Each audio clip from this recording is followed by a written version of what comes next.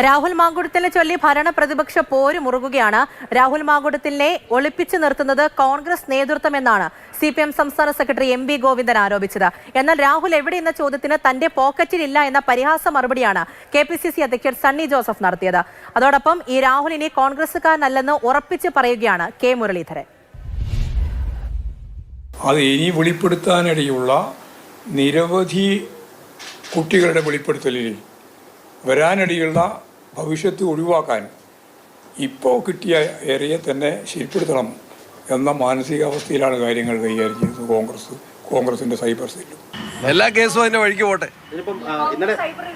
രാഹുൽ മാങ്കൂട്ടത്തിൽ പാർട്ടിക്ക് പുറത്താണ്.